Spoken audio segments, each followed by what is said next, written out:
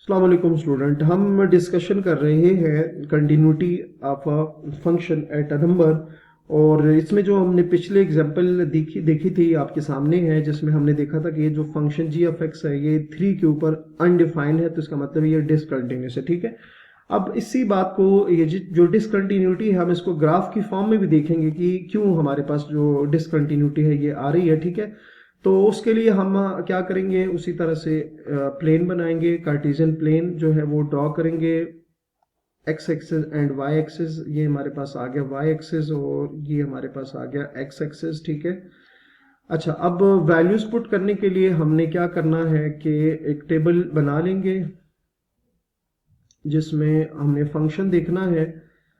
अच्छा, यहाँ अगर आप स्टूडेंट फंक्शन देखें ना, तो फंक्शन हमारे पास जी ऑफ एक्स है, और जी ऑफ एक्स जो फंक्शन है वो आपको यहाँ क्लियर है कि वो आपको नजर आ रहा है X square -9 and X -3 whenever X not is equal to 3। ठीक है, तो मैं आपको दोबारा लिख भी दे देता हूँ।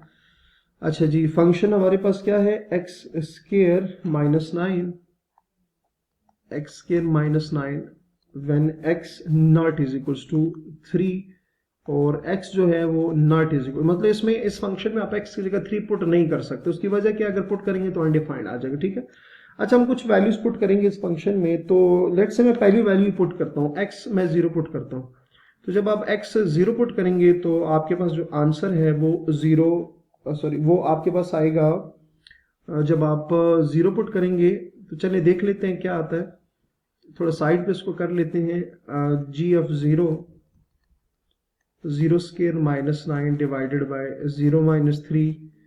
तो जी ऑफ 0 जो है वो हमारे पास आ जाएगा -9 -3 minus minus cancel, 3 1 jar 3 3 3 jar 9। ठीक है, तो इसका मतलब ये हुआ कि अगर फंक्शन में x की जगह 0 पुट किया जाए तो आंसर जो है वो किसकी इक्वल आ जाएगा, 3 के इक्वल आ जाएगा। तो ये आपके पास पहली वैल्यू आ गई है। अच्छा जी, दूसरी जो वैल्यू है वो मैं 2 पुट करूंगा फंक्शन में। यहाँ 2 पुट करके देख लेते हैं, G of 2 is equal to 2 square -9 divided by 2 -3। तो G of 2 is equal to 4 -9 divided by -1 आ जाएगा। तो G of 2 is equal to -5 divided by -1, ये कैंसिल होके जी ऑफ 2 की जो वैल्यू है स्टूडेंट वो किसकी इक्वल आ जाएगी, 5 के इक्वल आ जाएगी। सो हम वैल्यू लिखेंगे, पहले इसको रेज कर देते हैं। तो 2 पुट करने से फंक्शन ने हमें वैल्यू दी है 5 दी है। ठीक है, अच्छा, अब यहाँ अगर आप चेक करें ना कि 3 तो पुट नहीं कर सकते। ठीक है, 3 तो डेफिनेटली हम यहाँ पर 3 पुट नहीं कर सकते। आप 3 पुट करते हैं तो वो क्या आ जाएगा, अनडिफाइन आ जाते, क्या आ जाएगा, अनडिफाइन आ जाएगा। तो 3 को मैं स्किप कर रहा हूँ यहाँ पे। ठीक है, मैं जब ग्राफ बनाऊंगा तो वहां पर एक पॉइंट आपको मैंने समझाना है। तो 3 को फिलहाल यहाँ पर मैं स्किप कर रहा हूँ, मैं डायरेक्ट आ रहा हूँ 4 पे। मैं 4 पुट करने लगा हूँ फंक्शन में, जी ऑफ एक्स जो फंक्शन है वहां 4 पुट करेंगे। तो G of 4 is equals to 4 square -9 divided by 4 -3 16 -9 divided by 1। तो यहाँ से आपके पास 7 आंसर आ जाएगी। ठीक है, तो 4 पुट करने से आंसर क्या मिला मुझे, 7 आंसर मिल गया। ठीक है, तो ऑर्डर पेयर जो है वो लिख लेते हैं। 0 एंड 3 ऑर्डर पेयर बनेगा, यहाँ से 2 एंड 5 ऑर्डर पेयर बनेगा, यहाँ से 4 एंड 7 ऑर्डर पेयर बनेगा। ठीक है, अब इसको प्लॉट करेंगे तो यहाँ पर लेट से उनको देख लेते हैं, 3 5 7 0 2 4 है। ठीक है, तो ये इसको 2 कर लेते हैं और ये हमारे पास 4 आ जाएगा, ये 2 4, इसको 6 कर लेते हैं और थोड़ा सा एक्सटेंड करेंगे तो ऊपर 7 भी आ जाएगी। ठीक है, इसको मैं 2 कर देता हूँ, इसको मैं 4 कर देता हूँ। ठीक है, तो जो पहला पॉइंट है स्टूडेंट वो क्या है, x0 एंड y3। x कहाँ 0 होता है, y एक्सिस पे, तो y3 का मतलब होगा ये वाला पॉइंट है। साथ इसको मेंशन करेंगे कि x0 एंड पॉइंट y3। अच्छा, दूसरा जो पॉइंट है वो है x2 y5, x2 and y5। तो x2 एंड y जो 5 है वो हमारे पास तकरीबन यहाँ पर बनेगा। ठीक है, ये थोड़ा सा आपने ख्याल रखना है इसका। अच्छा, अब यहाँ पर अगर देखें ना तो 3 तो मैंने पुट नहीं किया, मैं आपको पहले 4 समझाऊंगा। 4 पुट करने से 7 आएगा। ठीक है, तो ये 4 है, तो 7 कहीं ऊपर इधर आएगा, लेट्स से यहाँ पर चले, यहाँ मैं लगा देता हूँ, ठीक है। थोड़ा सा आपने समझ लेना, अब ऊपर जगह नहीं है तो यहाँ पर, ठीक है। हम तीनों को ज्वाइन करेंगे तो थोड़ा सा इसको नीचे कर देते हैं, ये जो ये वाला पॉइंट है, ताकि वो लाइन सीधी बने, ठीक है। आपको समझ आ गई होगी, पुट वहीं पे करना है जो उसकी जगह बन रही है, ठीक है। लेकिन यहाँ लाइन को स्ट्रेट बनाने के लिए मैंने इसको दरम्यान में किया, ताकि लाइन जो है वो स्ट्रेट बन जाए, ठीक है।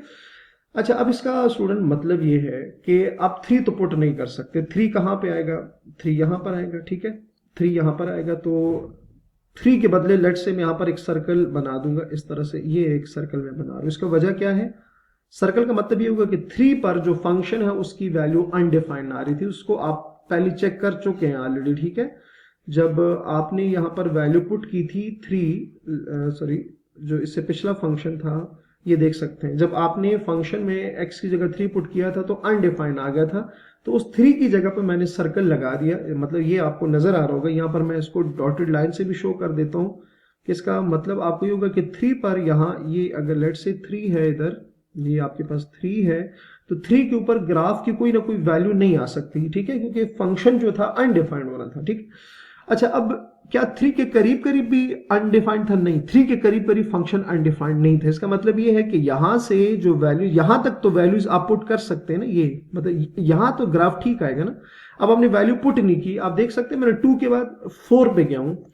अब 2 के बाद आप 3 तो नहीं पुट कर सकते, लेकिन 3 के करीब करीब तो पुट कर सकते हैं। जैसे 2.1 है, 2.2 है, 2.3 है, 2.4, 2.5, 2.6, 2.8, 2.9, ये तो पुट कर ही सकते हैं ना। 2.99, 2.999 अप टू सो ऑन। 3 नहीं पुट कर सकते, 3 के करीब करीब तो पुट कर सकते हैं। जब 3 के करीब करीब वैल्यूज पुट करूंगा तो वहां तो ग्राफ बनेगा। उसी तरह 3 से बड़ी बड़ी वैल्यूज भी पुट कर सकता हूं, बस 3 नहीं पुट कर सकते, ठीक है। तो यहां से अगर मैं इसको ज्वाइन करूं ना इस तरह से, तो ये ग्राफ कुछ इस तरह से बनेगा और 3 के ऊपर आपको ये सर्कल नजर आएगा। इसका मतलब ये कि यहाँ 3 के ऊपर यहाँ फंक्शन की कोई वैल्यू नहीं थी, तो मतलब ये जगह जो है यहाँ से ब्रेक आ रहा है, मतलब यहाँ से जो ग्राफ था वो टूट गया था। तो इसलिए देखिए, कंटिन्यूटी में हमने देखा था जब पिछली हमने एग्जाम्पल की थी कि वहां पर जो ग्राफ था वो स्मूथ था बिल्कुल, उसमें यहाँ सर्कल वगैरह हमने ड्रॉ नहीं किए थे। लेकिन इस केस में चूंकि 3 पर वैल्यू अनडिफाइंड आ रही थी, तो अब 3 पे आपने सर्कल बना देना है, जबकि 3 के करीब करीब नीचे से भी और ऊपर से भी आपने उस सर्कल के साथ ज्वाइन करके बाकी जो लाइंस है उसको आपने ज्वाइन कर देना है।